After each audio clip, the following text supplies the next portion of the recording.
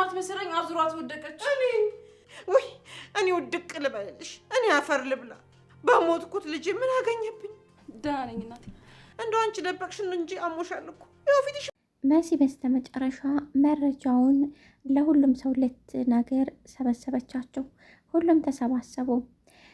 እህቷም ከቤት እንድትወጣና ከቤሉል ጋራ ወደ ውጭ እንድትወጣ አደረገች። ሰላም ቻናሌ ቤተሰቦች፣ ቻናሌ ላይክ ሰብስክራይብ በማድረግ ቤተሰብ ሆኑ። አሁን ላይ ገነት በጣም እያለቀሰች ነው። ልጇ ከምንምና ከማንም በላይ የምታውቃት ልጇ ሌላ ሰው ሆናብኛለች በማለት ነበር የምታለቅሰው። ቤሉል እውነቱን እስካልነገርሽ ድረስ አንድ እርምጃ አብረን መራመድ አንችልም። ምንድን ነው በእኔ እንድትቀየርብኝ ያደረገሽ? ለምንድንስ ነው የጠላሽኝ? ይህን ምላሽ ስጭኝ። ያስፈራራሽ ሰው አለ እንዴ አላት። እሷም አረ በጭራሽ የለም፣ በቃ አታስጨንቀኝ በማለት ነበር ምላሽ የሰጠችው። ኑኑ ያስጨነቃት ነገር አሁን ላይ ከነገርኩት እሱም የበለጠ ይጎዳል ብላ ስላሰበች ነው። በአንድ በኩል ወይዘሮ ሄለን፣ በሌላ በኩል ደግሞ አዶኒ አሁን ላይ ምን እየተካሄደ እንደሆነ በደንብ ያውቃል። ይህንን ድራማ የሰራችው እሷው እንደሆነች በደንብ ያውቃል። ይህንንም ስለሚያውቅ ከዚህ በኋላ እኑኑ አጠገቤ ከደረሽ እገልሻለሁ በማለት ነበር ያስፈራራት። አዶኒ ከሁሉም ነገር አርቋታል። ከቤሉል ጋራ አብረሽ ከሄድሽ እና ከሱ ጋር ከተገኘሽ መልሽ አርግተዋለሁ ብሎ ስላስፈራራት ነው ከቤሉል የራቀችው እንጂ ኑኑ ቤሉልን ትወደዋለች። በስተመጨረሻ መስዬ የያዘችውን ቪዲዮ እናቷ ወይዘሮ ሄለን አጥፍታባታለች። ይህንን ስታይ ግን በጣም የደነገጠችው መሲ ራሷን መቋቋም አቃታት።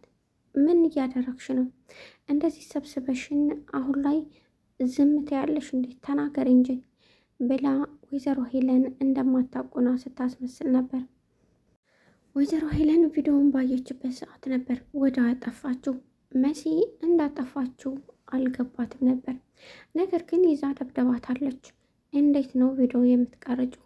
እቤት ውስጥ ተቀምጠሽ እኛ ነው መልሰሽ የምትቀርጭው ብላ በጣም ተናዳባት ነበር። በስተመጨረሻ ግን አሁን ላይ ቤሉል ኑኑን በጣም ስለሚያፈቅራት ከሷ መለየት አልፈለገም። በዛ በላይ ደግሞ ኑኑዬ ተንበርክካ እባክሽን ከቤት አታስወጭኝ፣ ምንም ነገር ቢሆን ከቤት እንድታስወጭኝ አልፈልግም በማለት ነበር የለመነቻት። ያ ቤሉል መቶ ያስጥልሽ እሲ መቶ የትም አትሄጂም ብሎ ሁሉን ነገር እሲ የያዝልሽ በማለት ነበር ወይዘሮ ሄለን ኑኑዬን ያሰቃየቻት። ኑኑም እባክሽን ለለምንሽ እያለቻት ነበር። በስተ መጨረሻ መሲ የያዘችው ቪዲዮ ፌክ እንደሆነና አሁን ላይ ምንም አይነት ቪዲዮ እንደሌለ ስታውቅ በጣም ነው የደነገጠችው። መፈተሽ ጀመረች፣ ነገር ግን ልታገኘው አልቻለችም። እናቷን በጣም ተቆጣቻት። መስዬ ምን እየሆንሽ ነው? የኔ ልጆች እኮ እንደዚህ አይነት ባህሪ አልነበራችሁም፣ ከቀን ወደ ቀን እየተቀየራችሁ ነው። ምንድን ነው የተፈጠረው? በማለት ነበር እያናገረቻት። እባክሽ ዝም ብላ ነው አለች። ስለዚህ ገባት። ወይዘሮ ሄለን ቪዲዮ እንዳጠፋችውና ምንም አይነት ቪዲዮ እንደሌለ በደንብ ገብቷታል። በዛ ምክንያት ነው አሁን ላይ በጣም የተናደደችው። ነገር ግን አዶኒ ኑኑ ይሄን እንደማታደርግ በሙሉ ልቤ እርግጠኛ ነኝ። ስለዚህ አንድም ሰው ኑኑን ከተናገረና ኑኑ ተከፍታ ታየሁኝ እኔን አያድርገኝ በማለት ነበር ምላሽ የሰጣት። አለበለዛ ሁሉንም ነገር ሰብስቤ ገጠር ድረስ እንደምትሄጂ እነግራችኋለሁ። ስለዚህ የኔን ቃል ብታከብር ይሻልሻል በማለት ወይዘሮ ሄለንን አስፈራራት።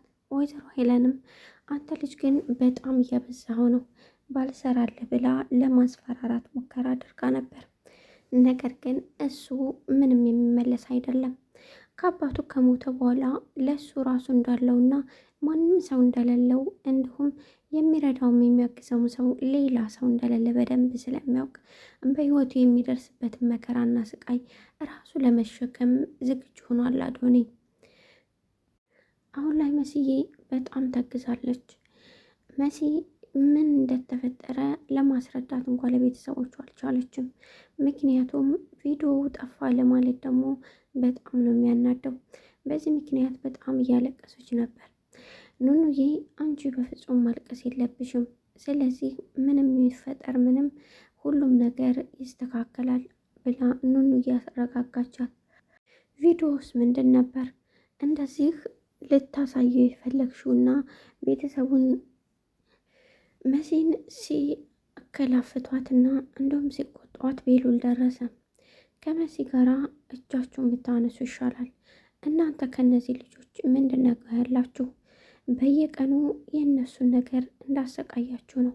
ምንድን ነው ችግርሽ? በማለት ነበር ወይዘሮ ሄለንን የጠየቃት። ቤሉል አርፈት ተቀመጥ፣ ምንም የምታውቀው ነገር የለህም። ስለዚህ አርፈ ብትቀመጥ ይሻላል። ስለዚህ አስረጅኛ ምን እየተፈጠረ እንደሆነና ለምን እንደዚህ ሁለቱ ልጆች እንደምታሰቃዩቸው ንገሩኝ። በየቀኑ የእናንተ ድራማ አያልቅም። የሚያለቅሱትና የሚጎዱት እህታማቾች ናቸው። ለምን እንደሆነ ልትነግሪኝ ትችያለሽ? ማስረዳት ከቻልሽ እኮ ምንም ጣጣ የለውም፣ ልትነግሪኝ ትችያለሽ ብሎ በጣም ተቆጣ። ወንበሩን አንስቶ በጣም እየጮኸ ወረወረው። ሁኔታው በጣም እያናደል ነበር። ምክንያቱም ቤሉል በጣም ታናዳለ በማለት ነበር እና እናትየው ወይዘሮ ሄለን የመለሰችለት። ካናደርኩሽ ታዲያ ለምን እውነቱን አትነግሪኝም? ለምንድን ነው እነዚህ ልጆች እንዲህ የምታሰቃዩቸው? ቆይ ምን አይነት ስብዕና ቢኖራቸው ነው? ምክንያቱም እነሱ ከሰዎች ጋር እንደማይደርሱና ምንም ነገር እንደማያደርጉ በደንብ አውቃለሁ። ምላሽ እፈልጋለሁ በማለት ነበር በጣም ተኮሳትሮ የጠየቃት። እሷም መመለስ አልቻለችም። ወንድሜ ስርዓት ያዝ፣ እኔን ኑኑ ደብድባኛለች። እናም ለዛ ምክንያት ነው። ፊቴን አታየውም እንዴ ኑኑ እንዴት እንደደበደበችኝ አለችው። እሱም ከት ብሎ ሳቀ። በጣም ነበር እየጮኸ ሳቀው። እኔ ይገርመኛል። እሺ እናትሽስ እንደዚህ አይነት ትሆን? አንቺም እንደሷ ትሆኛለሽ? ውሸት እንደሆነ በደንብ አውቃለሁ። ኑኑ እንደዚህ አይነት ነገር በፍጹም አታደርግም። በእንደዚህ አይነትም ስብዕና ያደገች ልጅ አይደለችም። ስብዕናው ያማረ ነው። ስለዚህ አርፈሽ ብትቀመጭ ይሻላል እህቴ፣ እንደዚህ አይነት ወሬ ይቅርብሽ በማለት ነበር ቤሉል በጣም ተናዶ የተናገረው።